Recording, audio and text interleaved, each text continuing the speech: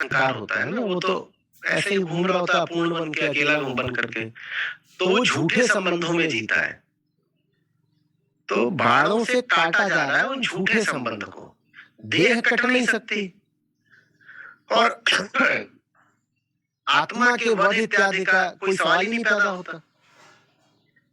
ठीक, देह में भी अगर कुछ कटता है तो किसी की व्यक्तिगत देह कटती है, देह मात्र नहीं कट सकती।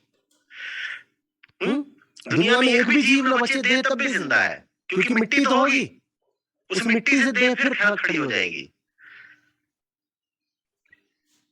चेतना हमेशा तो नहीं थी ना, मिट्टी थी, मिट्टी माने पदार्थ, मैं मिट्टी बोल रहा हूं उसको, और उसी पदार्थ से चेतना खड़ी हो गई। सबको मार दो, चेतना फिर आ जाएगी। तो मिट्टी का वध कैसे कर लो? मिट्टी को कहां लेके जाओगे? मिट्टी को जलाओगे, क्या करोगे? तो देह नहीं नष्ट हो सकती, मिट्टी नहीं नष्ट हो सकती, देह भी नहीं नष्ट हो सकती। आत्मा नष्ट होती नहीं है, तो फिर किसको नष्ट किया जा रहा है? काटा किसको जा रहा है बाण से? तो झूठा रिश्ता बना लिया उसको।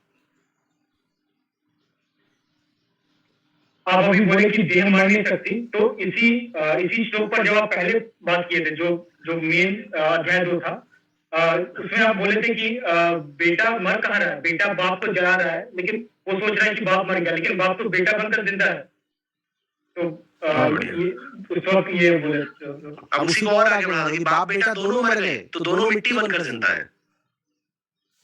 बाप बेटा मान लो दोनों ही मर गए, ऐसा भी हो सकता है। मान लो अभी कोई आए, बहुत भारी पत्थर अंतरिक्ष से आके एस्टेरॉइड वगैरह टकरा जाए, सब मर जाए, जैसे डायनासोर मर गए थे सब, तो भी कुछ मरा कहाँ है? मिट्टी तो है ना, तो देह तो अभी भी है, देह भी नहीं जा रही, आत्मा भी नहीं जा रही, फिर भी इतनी उछल कूद मचाई जा रही है, ये करो वो करो। कुछ तो करणीय होगा, क्या करणीय है? झूठा रिश्ता जो बनाते हो, ये दुख का कारण है, दुख हटाना है तो ये झूठा रिश्ता काटो। ये नहीं कहा जा रहा कोई रिश्ता मत बनाओ, इस भ्रम में मत आ जाना कि दुनिया से कोई रिश्ता ही नहीं रखना, इधर उधर भाग गए, छुप गए कहीं पर, हम तो दुनिया से कोई नाता ही नहीं रखते। झूठा रिश्ता नहीं रखना, सच्चा रिश्ता रखो। सौंदर्य के उपासक बनो, प्रकृति में बड़ा सौंदर्य है, बस उलझ मत जाना। जितने संबंध बनाने हो जगत में बनाना, बस उलझ मत जाना। उलझ तो तुम जाओगे, उलझ उलझ मर जाना है। कोई कितना भी समझा ले, उलझने से कहां आ जाएगा जीव। लेकिन अगर ये याद रहे कि रहना नहीं देश बेगाना है, तो फिर उलझन थोड़ा, अरे याद नहीं रहता ना, रह जाए यही कामना है, अच्छी बात, मैं चाहता हूँ याद रहे। समझा रहे हैं उन्हें, कौन सा याद रह गया कि बड़ी वो आश्वस्ति से बोल दें कि तुम्हें याद रह जाएगा। तो संभावना यही है कि याद नहीं रहेगा, लेकिन फिर भी समझा रहे हैं कि प्रयास करो कि याद रह जाए। धन्यवाद। आचार्य जी, जो प्रकृति के लगातार आघात हैं, आपने कहा कि उनको सहना ही युद्ध है। एक बार आपसे बात हो रही तो आपने एक विधि बताई थी, don't let it come on your face. याद नहीं है क्या कर रहा, कि कुछ भी अगर आ रहा है तो just don't let it come on your face, और मैंने जहाँ पता है कि हार जाओगे वहां से बचा लो और कहीं भी आघात सह लो, ये कहा था। हाँ, कैजुअल कॉन्वर्सेशन था, उसमें ऐसे ही कहा था कि I don't let it show up on my face. अच्छा अच्छा, ओके, प्रदर्शित मत करो, पी जाओ, पी जाओ। हाँ ठीक है, that's work greatly for me. ठीक है। और मेरा इसमें एक जो डाउट है वो ये है कि इस तरीके से उसको जो फ्रॉइडियन रिप्रेशन होता है, वो भी तो क्या वो इससे मिलती है? वो तब होता है जब बिना जाने समझे तो बोल दिया जाए कि दिखाना मत कि डरे हुए हो। अभी तुम जानते हो कि विधि कैसे काम कर रही है ना, इसलिए तुम कुछ कर रहे हो, तुम उस विधि की ज्ञाता हो। डिप्रेशन, सप्रेशन, ये सब घातक तब होते हैं, ये भीतरी बीमारी तब बनते हैं जब तुम्हें कुछ पता नहीं है कि तुमने क्या कर डाला भीतर।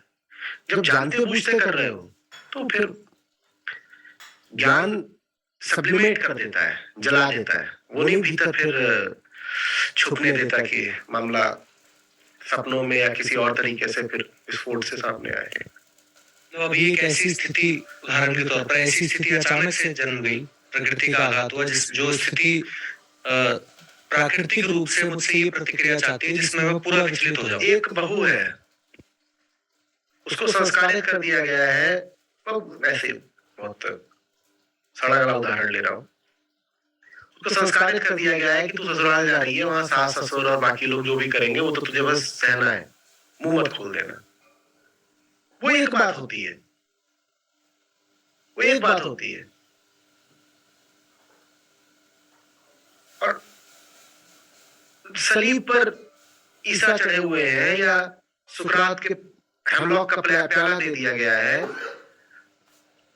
और वो जानते बूझते जो कर रहे हैं वो कर रहे हैं, बिल्कुल दूसरी बात होती है। सह वो बहू भी रही है और सह सुकरात भी रहे हैं, लेकिन सहने सहने में अंतर है ना। एक काम है जो बिल्कुल बेहोशी में इसलिए करा जा रहा है कि तुम्हें कह दिया है कि तुम सहना, और तुमने कभी सवाल भी नहीं पूछा क्यों सहे, क्या बात है। बहू ने कभी क्या प्रश्न उठाया है कि मैं तितिक्षा क्यों करूं, बहू ने तो कभी पूछा नहीं। तो वहां पर ये सब होगा कि भीतर ही भीतर उसके घुटन पैदा हो जाएगी और वो पगलाने लगेगी और एक दिन वो माता चढ़ेगी उस पर, वो सब फिर होगा उसके साथ, क्योंकि उसको फिर दमित किया जा रहा है वहां पर। लेकिन जो जानते बूझते सह रहा है, कह रहे आओ कीले ठोक रहे, उसके हाथ में कीले ठोक दी गई है, लकड़ी पीछे ऐसे, लकड़ी का फट्टा और कीले ठोकी जा रही है। सोचो कितना सहना पड़ रहा होगा। सह रहे हो, जानबूझ के सह रहे हो ना, जानबूझ के सह रहा है, उसका मानसिक स्वास्थ्य नहीं प्रभावित हो जाता।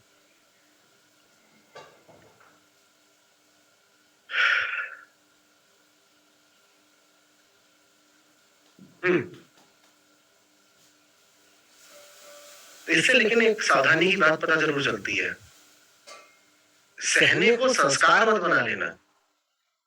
बड़े सहनशील हैं, बड़े संस्कारी हैं, बड़े आदर्श पुत्र हैं कि पति हैं कि पत्नी है या जो भी है, और बड़े सहनशील है, बड़े सहनशील है। भाई संस्कार की बात नहीं है। संस्कार माने तो अज्ञान, अंधेरा, आदत, बस एक बाहरी आचरण की चीज संस्कार। ये बात ज्ञान की, अध्यात्म की होनी चाहिए कि सह रहा हूं क्योंकि, और फिर समुचित कारण होना चाहिए। ऐसा कारण जो आपने रट नहीं लिया है, बाहर से उठा नहीं लिया है, ऐसा कारण जो आपकी मजबूरी नहीं है, आपका प्रेम है। समझ में आ रही है बात? लोग कारण बता भी देंगे, कारण में हमेशा क्या बताएंगे? विवशता। सहना तो पड़ता है, नहीं तो घर बिखर जाएगा। ये तुम क्या बता रहे हो? मजबूरी का तर्क अध्यात्म में एकदम नहीं चलता। सह रहे हैं प्रेम की खातिर, प्रेम की खातिर सह रहे हो, बिल्कुल दूसरी बात। मुक्ति के लिए सह रहे हैं आघात, मुक्ति के लिए आघात सह रहे हैं। आघात से एक छोटा सा गद्य है, बुंद आघात नहीं,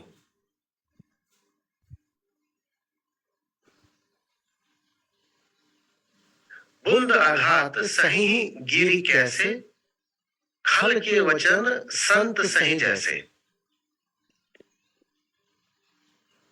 ऐसे सहना होता है। गिरी माने पर्वत, कि पर्वत पर बूंद पड़ती है, बड़ा भारी आघात हो जाता है पर्वत पर। ठीक उसी तरीके से खल लोगों के जो वचन होते हैं, खल माने दुष्ट, दुष्ट लोगों के जो वचन होते हैं, गाली गलौज होती है, उसको संत ऐसे पी जाते हैं। उन्हें उतनी चोट लगती है जितनी चोट लगती है पर्वत को जब उस पर बूंद का आघात होता है। तो वैसे तो आघात सहना किसी संत का काम होता है। कायरता में तुम आघात सहते जा रहे हो, वो बिल्कुल अलग बात है। विवशता में सह रहे हो, बिल्कुल अलग बात है। और अपने ज्ञान में सह रहे हो, वो एक अलग चीज है बिल्कुल।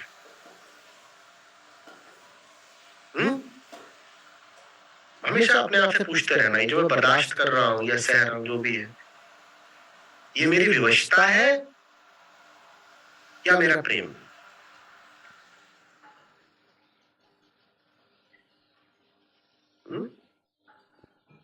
अभी बैठे बैठे एक उदाहरण आया, जैसे कोई गाड़ी है, बस है, जो सही जगह जा रही है, सही जगह, लेकिन उसमें बैठने के लिए सीट नहीं मिली, एकदम जमीन में बिठा दिया, वहां चुभ भी रहा है, तब भी बैठे रहो, सहते रहो, क्योंकि वो गाड़ी सही जगह ले जा तो रही है। ठीक, एकदम बिल्कुल ठीक, एकदम ठीक है। और फिर कल्पना नहीं है, कल्पना के ही विरुद्ध फिर करना है युद्ध। भाई कोई मजबूरी नहीं है, तुम वहां इसलिए बैठे हो, तुम तुम्हारा ही लाभ है, तो कल्प क्या रहे हो? लेकिन भीतर से वृत्ति उठेगी, कल्पो, अपने आप को दिखाओ कि मेरे गलत हो रहा है सब। ऐसे नहीं, दोनों चीजें एक साथ नहीं मिलेंगी, सत्य भी मिल जाए और सुख भी मिल जाए। तुमने चुन लिया है, मस्त चुनाव करा है, सत्य चुन लिया है, गाड़ी जा रही है, सुख का तुमने दाम चुका दिया है, सुख की आहुति देके तुमने सत्य मांग लिया है। अब हाय हाय करने की कोई बात नहीं।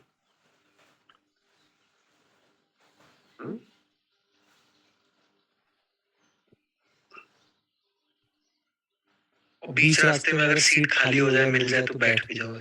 क्यों नहीं? कोई अपना शहीद थोड़ी बनाना है जानबूझ करके। ये थोड़ी करना है कि अंदर सीटें खाली हो तब भी बाहर जाके पीछे सीढ़ी से लटक गए, हाँ? उधर सेल्फी ले रहे हैं अपनी, दिखाने के लिए कि हम बड़े भारी शहीद हैं। बीच बीच में जीवन सुख भी दे देता है, काहे को छोड़ देना? जब हम दुख को नहीं रोक सकते आने से और सुख आ रहा है, उसको काहे को वर्जित कर दें? मिल गई सीट, बैठ ही जाओ, क्या समस्या है? कोई मीठे सज्जन लड्डू इत्यादि वितरित करना शुरू कर दें, बस में होते हैं लोगों के मन है, तुम एक की जगह दो दपच दो। यही सब विलासिताएं होती हैं सत्य के साधक की। इनसे अपने आप को वंचित रखने में कोई शूर गति नहीं है। जो सत्य के लिए बड़े से बड़ा दाम चुका रहे हो, उनको जब संयोगिक सुख मिले तो उठा लेना चाहिए। और जीवन ऐसा है कि अगर दुख देता है,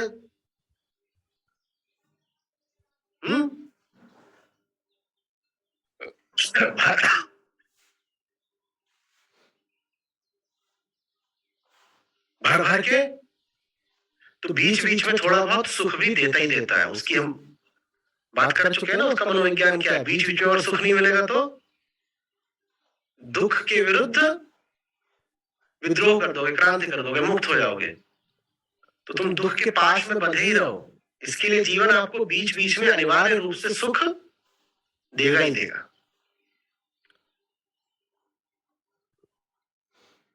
जो कृष्ण ही कहते हैं, आएंगे अभी आने वाले श्लोकों में, कि जो निष्काम कर्म योगी होता है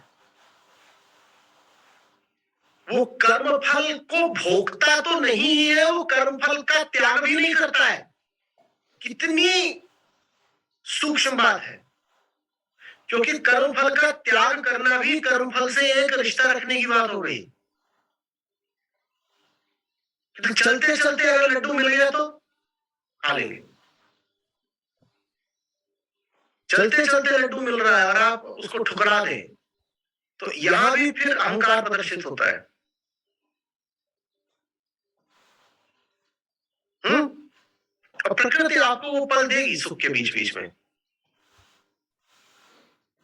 ग्रीष्म की धूप है और लू बह रही है और धूल और पसीना, और फिर बिल्कुल ऐसा होगा कि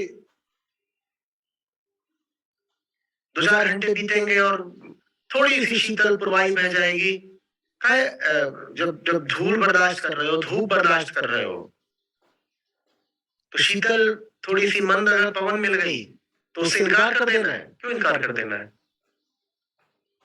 ना हमने दोपहर से इनकार करा था, ना हम अब रात से इनकार कर रहे हैं। रात थोड़ी सी ठंडी हो गई है, बड़ा अच्छा लग रहा है। गर्मियों में कई बार रातें बड़ी प्यारी हो जाती हैं।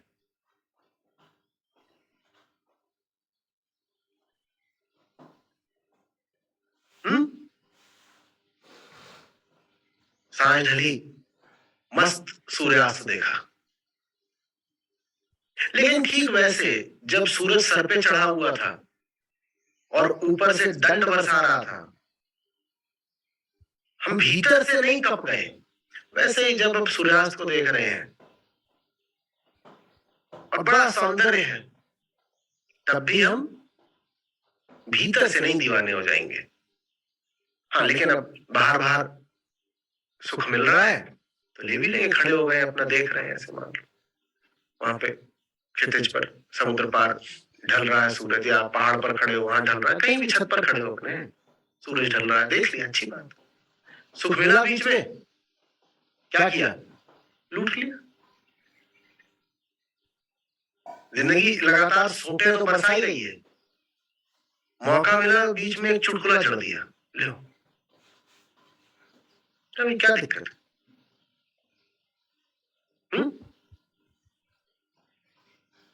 दुख से हम इनकार तो नहीं कर रहे ना, तो सुख से भी इनकार काहे को करते? इसी में हमारी गरिमा है, इसी में प्रकृति के प्रति हमारी स्पष्टता है।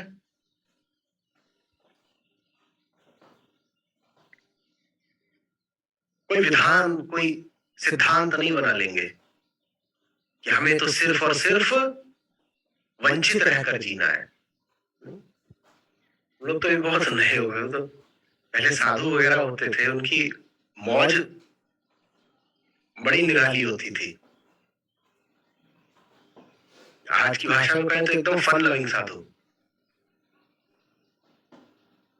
हाँ, उनकी जो सेंस ऑफ ह्यूमर थी वो हमें आज पकड़ में नहीं आएगी। हमें लगेगी कैसी इनकी वियर्ड सेंस ऑफ ह्यूमर है।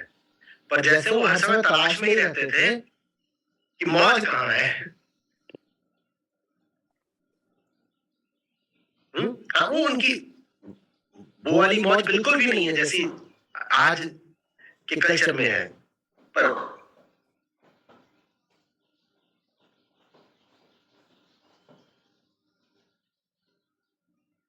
हर चीज जैसे चुटकुला हो। चुटकुला ही तो क्या है?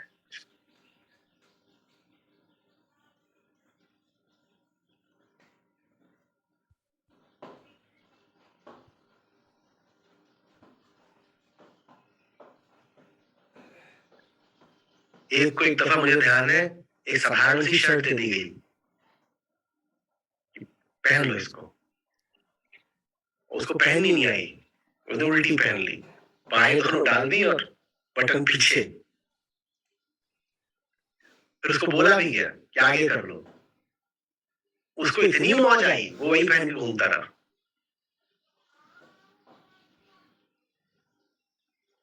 ये जीवन के प्रति जैसे उसका युद्ध था। ये तुम्हारा काम है रोज प्रताड़ित करके हमें गंभीर बना देना। तुम तो चाहते ही यही हो ना कि तुम हमें दुख दो और हमारे मुंह पर दुख की छाया दिखाई दे। तुम यही चाहते हो ना? जो तुम्हें दुख देना चाहता हो उसको चिढ़ाने का सबसे अच्छा तरीका क्या होता है, जानते ही हो। कोई अगर कोशिश ही यही कर रहा है कि तुम्हें दुखी कर दे, तो बिल्कुल कब जल मरेगा? जब सारा दुख पाने के बाद भी तुम मुस्कुरा दो। लगभग यही बात। हालांकि इसमें भी उनकी कोई लिप्सा नहीं है। ऐसा नहीं कि वो प्रकृति से उलझना चाहते हैं, पर अपनी मौज है। गीता में तो हर तीसरे श्लोक में मुझे श्री कृष्ण का सूक्ष्म हास्य दिखाई देता है। तीसरा भी ज्यादा ही बोल रहा हूं, शायद हर श्लोक में।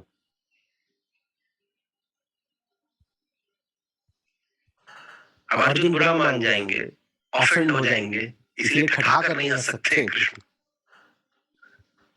नहीं तो क्या?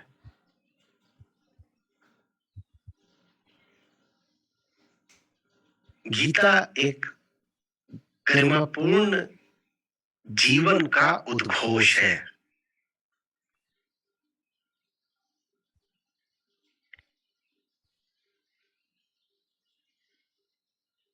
साधारण, दमित,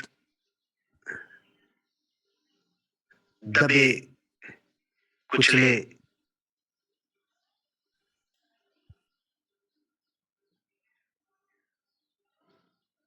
ढर्राबद्ध जीवन के विरुद्ध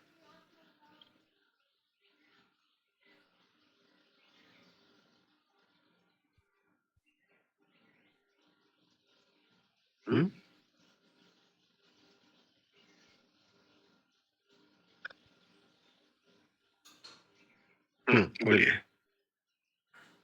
अच्छा जी, प्रणाम। अच्छा जी, जैसे कि आपने बोला कि जब तुम्हारे सामने से गाड़ी जाए तुम रोड पे खड़े रहो तो उससे लिप्त नहीं होना है। आचार्य जी, मैं जब काम करता हूँ उसमें देखता हूँ कि एक कॉल कर दिया, उसके बाद थोड़ा समय मिलता है दूसरे कॉल पे जाने में, तो उस बीच में जो समय होता है ना, उस समय में मैं फंस जाता हूँ और उस फंसने में थोड़ा सा जो काम कर रहा हूँ उससे राहत मिल जाती है, तो जो थोड़ी सी सुख मिल जाता है या जो मज़ा मिल जाता है उसमें मैं फंस जाता हूँ। वही चीज़ जब मैं अपने उस दूसरे मजे को अपना दुश्मन बनाने की जगह अपना दोस्त बना लो ना। उसमें फंसो मत, उसको ईंधन की तरह इस्तेमाल करो। तुमने बात करा, उसके बाद अब तुम्हारी वृत्ति कहती है मजा चाहिए, ठीक ले लो। उतना ही लो जितना तुमको रिफ्यूल कर देगा। काहे के लिए? अगले कॉल आने के लिए।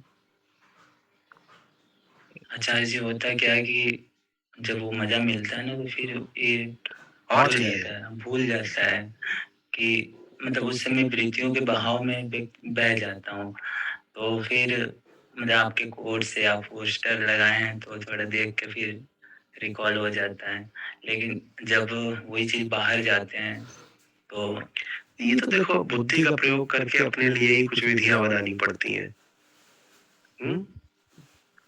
मजा लेने की जो वृत्ति होती है वो होती तो है ही है। हाँ?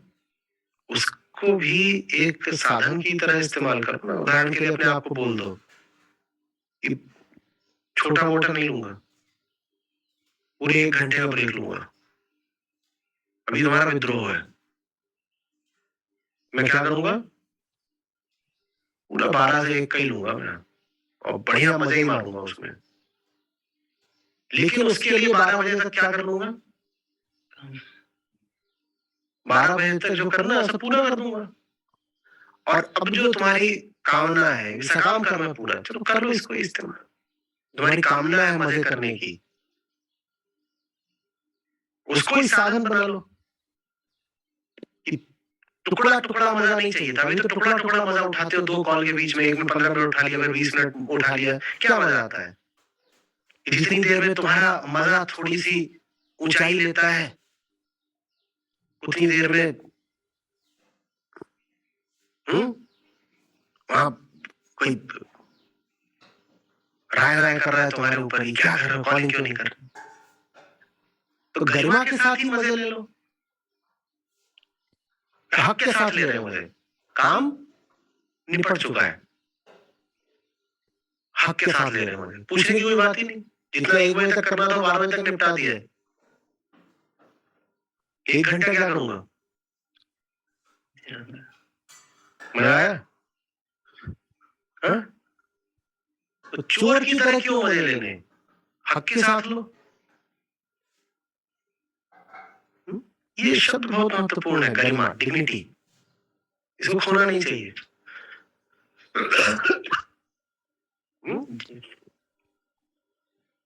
जिंदगी तुमको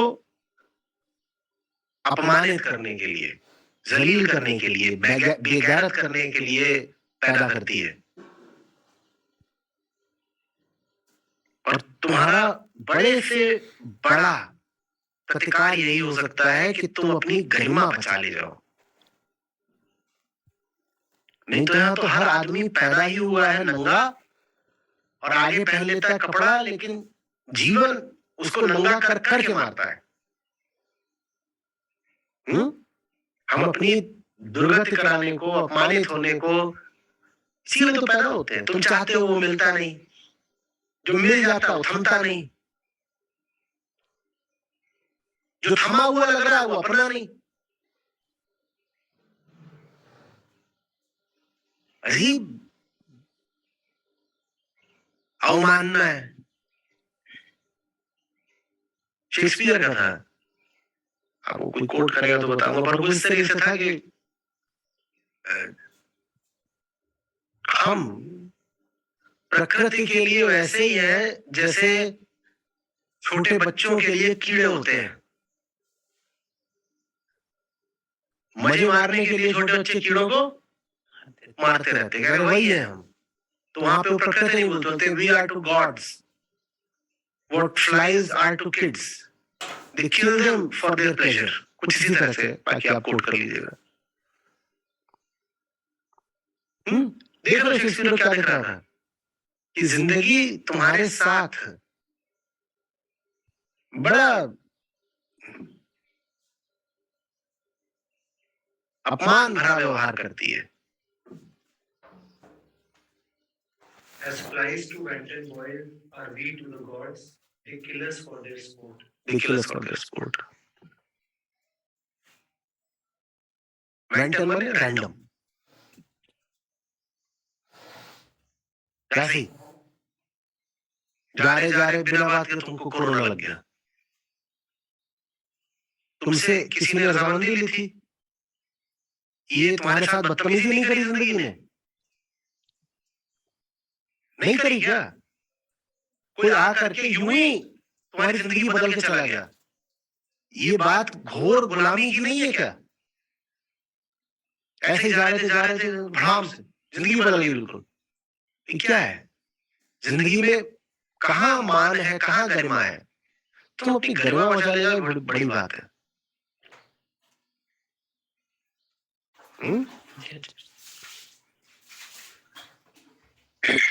ऐसा नहीं हो जाना चाहिए। इसको देसी में कहते हैं लतखोर। और जीवन तो चाहते ही है कि तुम लतखोर बन जाओ।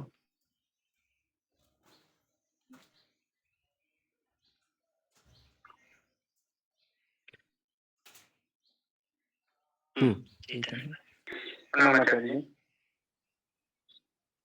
पिछले सत्र में जैसे हम बात कर रहे थे कि अर्जुन सबसे पहले कहते हैं कि मैं आपका शिष्य हूँ, आपके शरणागत हूँ, मुझे शिक्षा दीजिए। और फिर वो कहते हैं कि क्योंकि मैं ऐसा कोई नहीं देखता जो मेरी इंद्रियों को सुखाने वाले शोक को दूर कर सके। और इस पे फिर पूर्ण चर्चा हुई थी कि अर्जुन का जो सर्वश्रेष्ठ पात्र मिलते हैं गीता ज्ञान के लिए श्री कृष्ण को, वो भी पूर्णतः निष्ठावान नहीं है। तो एक तो ये अर्जुन की निष्ठा हो गई जिसको कहा गया कि पूर्णतः निष्ठावान नहीं है। फिर एक देखा जाता है भीष्म पितामह का है जो अपने पिता के प्रति निष्ठा दिखाते हैं या अपने वचन के प्रति। फिर एक कर्ण का पात्र है जो कि दुर्योधन के प्रति अपनी निष्ठा दिखाते हैं। तो भीष्म और कर्ण तो कोई प्रश्न भी नहीं पूछते हैं, आगे पीछे भी नहीं सोचते हैं कि इसका क्या प्रभाव पड़ेगा। अर्जुन अगर यहाँ प्रश्न पूछ रहे हैं या शंका दिखा रहे हैं और वो कह रहे हैं कि नहीं मैं युद्ध नहीं करूंगा, तो फिर भी उनकी निष्ठा को पूर्ण नहीं माना जा रहा है। तो फिर ये संपूर्ण निष्ठा कैसे इसको परिभाषित करें श्री कृष्ण के प्रति? संपूर्ण निष्ठा की कोई परिभाषा नहीं। संपूर्ण निष्ठा तो वही चीज है जो आप अपनी अधूरी निष्ठा को ले जा करके कृष्ण के पांव में डाल देते हैं, वो फिर संपूर्ण कर देते हैं जो भी कुछ है आपके पास। तो पूर्णता लेकर के थोड़ी आप कृष्ण के पास जाएंगे। कृष्ण के पास तो जो अपना आधा अधूरापन है वही लेके चले जाते हैं। जो एक काम अर्जुन ने वीरता का करा है वो ये कि भाग नहीं गए। इतना ही करना होता है। तैयारी पूरी थी पर किसी तरीके से थमे रहे। एकदम साफ साफ दिखता है 5-7 जगह की तैयारी पूरी है भागने की। दांत भींच के मुट्ठी कस के किसी तरीके से आप सोचिए जरा कितना आत्मबल लगा होगा बेचारों को वहां पर टिके रहने में। जो कर्ण की निष्ठा है और जो भीष्म पितामह की है आसान होती है, देह के प्रति ही है। हाँ? कर्ण को पृथ्वी के एक भूभाग का सम्राट बना दिया दुर्योधन ने, है ना? भौतिक बात है ना। कर्ण की निष्ठा जागृत हो गई तो भौतिक बात है, आसान होती है।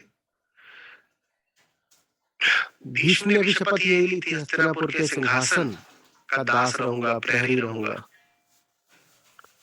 कोई भौतिक बात हो गई। किसी ऐसी चीज से अपने आप को जोड़ना जो साकार है, स्पष्ट है। वास्तविक निष्ठा होती है कि जो कुछ भी साकार है, सगुण है, वो कटेगा, मिटेगा, हटेगा और तब भी डटे रहना है। इसलिए वो इतनी दुर्लभ होती है। और इसलिए भीष्म और कर्ण दोनों की जो निष्ठा है उससे बहुत बहुत ऊंचे दर्जे की है अर्जुन की अधूरी निष्ठा। अर्जुन अधूरे होकर भी कर्ण और भीष्म से बहुत ऊपर के हैं। देखो, घर के प्रति पूर्णतया निष्ठावान हो जाना संभव है, मित्र के प्रति भी हो जाना संभव है, कृष्ण के प्रति हो जाना लगभग असंभव है।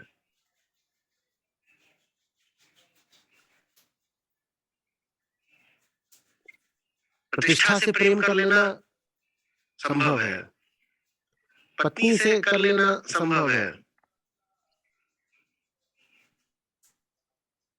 कोई और आपकी प्रिय वस्तु हो, घर हो, जायदाद हो, इन सब चीजों से प्रेम कर लेना, प्रेम माने से साधारण भाषा में कहते हैं प्रेम, ये सब संभव है। चूंकि ये संभव है और सरलता से संभव है, अपेक्षित सरलता से संभव है, तो इसलिए बड़ी बात नहीं होती है। लेकिन किसी कृष्ण से प्रेम कर पाना लगभग असंभव है। आप किसी से भी प्यार कर सकते हो, कृष्ण से प्यार कर पाना एकदम असंभव है। इसीलिए तो सबसे मजे की बात होती है कि दुनिया में इस समय करोड़ों कृष्ण प्रेमी घूम रहे हैं। बड़ा भारी दाम चुकाना पड़ता है कृष्ण से प्रेम करने का। अर्जुन का तो प्रेम पूरा भी नहीं था, अधूरा था, तब भी अर्जुन को इतनी बड़ी कीमत देनी पड़ी अपने अधूरे प्रेम की भी।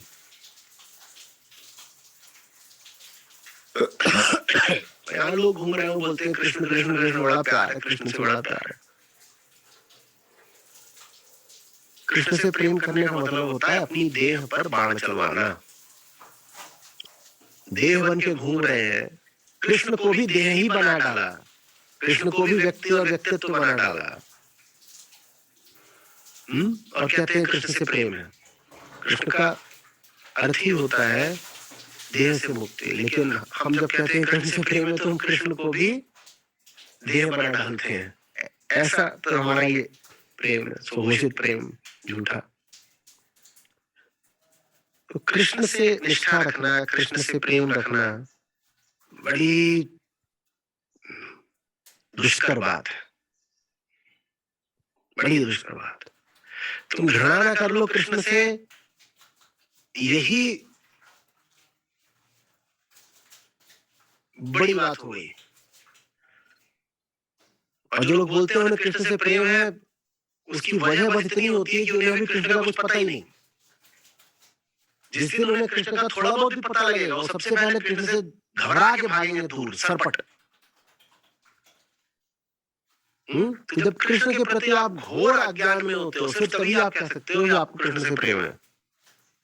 कृष्ण को जैसे ही आप थोड़ा जानना शुरू करते हो, सबसे पहले भारी भय उठता है। कृष्ण के प्रति लगभग शत्रुता का भाव उठता है और आप भागते हो दूर। तो अर्जुन की ये बड़ी उपलब्धि है कि वो दूर भाग नहीं गए, हालांकि पूरी उनकी तैयारी हो रही है और भीतर से कुछ है जो मचल ही रहा है कि चलो भाग चले, और भाग नहीं गए अर्जुन, यही बड़ी उपलब्धि है।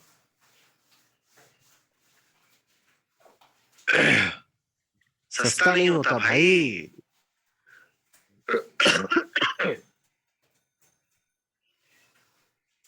जो जल्दी से हो जाए प्रेम, वो होती है सस्ती चीज।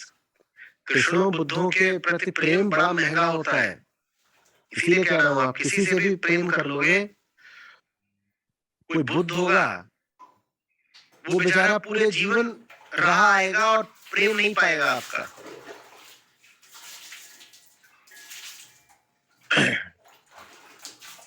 आप किसी से भी प्रेम कर लोगे, उससे नहीं कर सकते।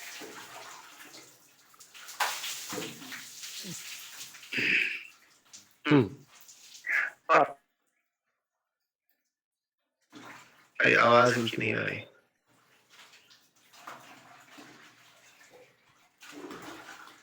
आचार्य जी, आप हमेशा ही बात करते हैं कि पात्रता एक हासिल करनी पड़ती है। तो अभी आपने बात करा कि मुट्ठी भींच के अर्जुन लगे रहे, भागे नहीं मानते।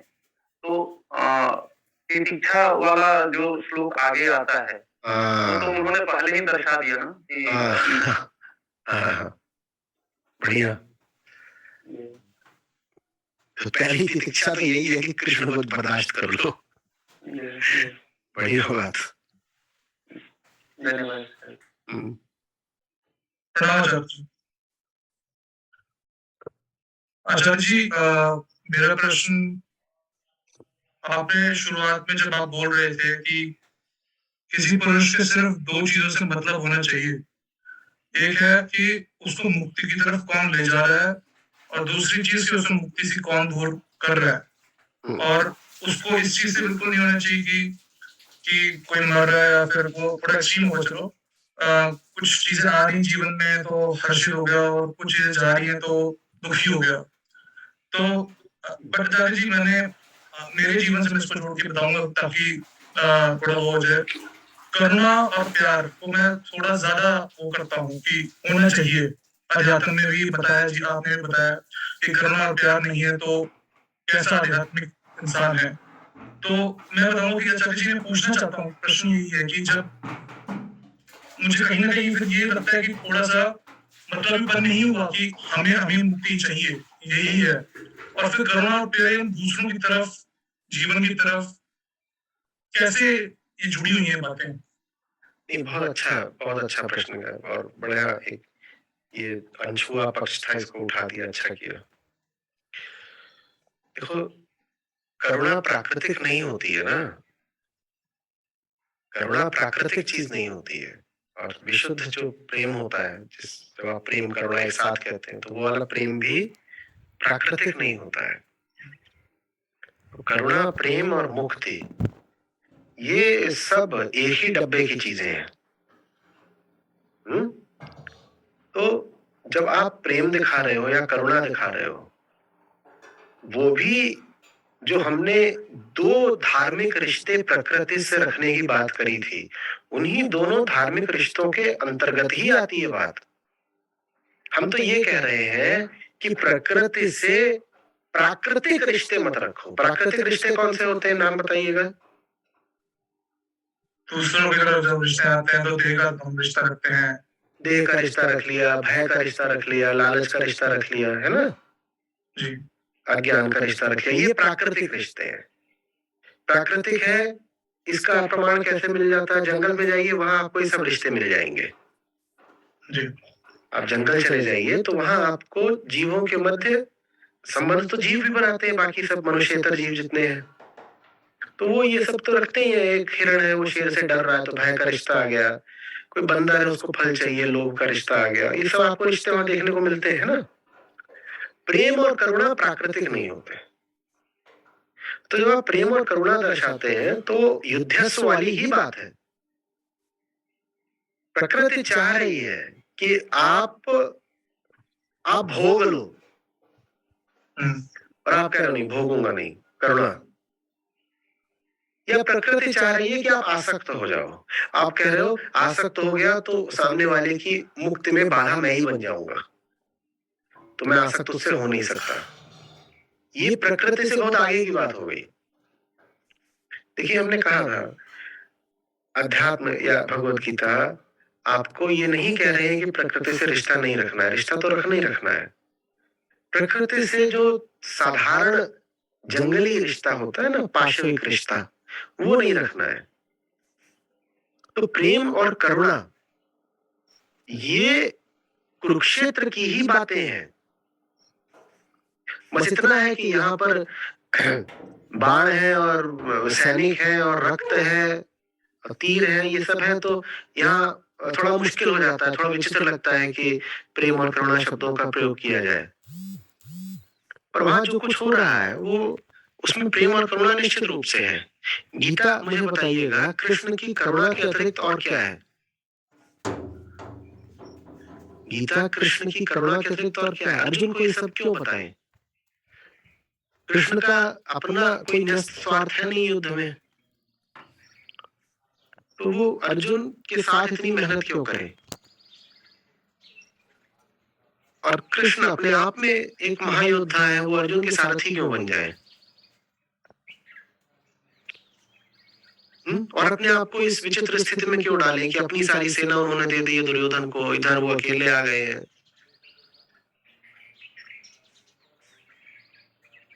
ये सब करुणा का ही प्रदर्शन है। तो जब आप करुणा दर्शाते हैं तो वो भी प्रकृति के विरुद्ध एक प्रकार का विद्रोह ही होता है। तो उसको भी तितिक्षस्व या युद्धस्व में ही माना जाना चाहिए।